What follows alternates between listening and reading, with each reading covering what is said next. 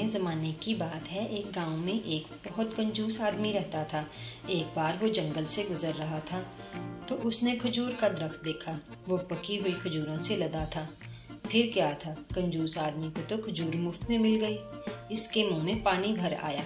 इसने जल्दी जल्दी दरख्त पर चढ़ना शुरू कर दिया। वो जब काफ़ी ऊंचाई तक चढ़ गया तो अचानक एक शहद की मक्खी ने इसे डंक मार दिया।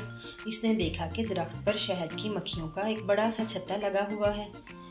वो घबरा उठा और उसने नीचे छलांग लगाने के बारे में सोचा, लेकिन ये क्या, नीचे एक कुआं था।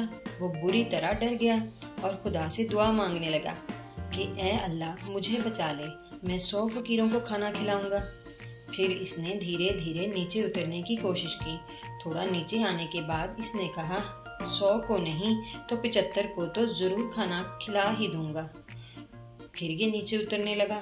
थोड़ा और नीचे आने पर इसने कहा, चलो 75 को नहीं तो 50 को तो ज़रूर खिलाऊंगा मैं।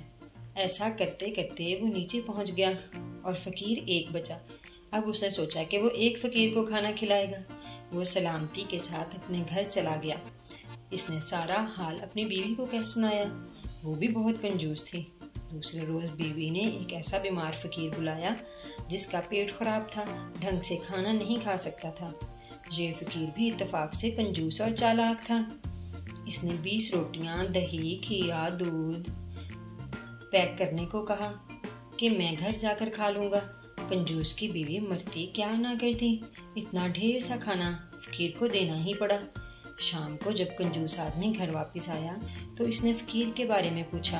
बीवी ने इसे सारा माजरा कह सुनाया। कंजूस आदमी को बहुत गुस्सा आया। वो लाठी लेकर फ़कीर के घर पहुंचा। फ़कीर की बीवी बहुत चालाक थी। इसने जब कंजूस आदमी को गुस्से की हालत में अपने घर की तरफ बढ़ते देखा तो वो दरवाजे के बाहर आकर ज़ोर ज़ोर से चिल्लाने लगी कि पता नहीं किसने मेरे बीमार शौहर को क्या खिला दिया है। इनकी तबीयत बहुत ज़्यादा ख़राब हो गई है। हाय मैं क्या करूं, हाय मैं क्या करूं। ऐसा लगता है ये अब ज़िंदा नहीं बचेंगे। अरे कोई है जो मेरी खबरगिरी करे।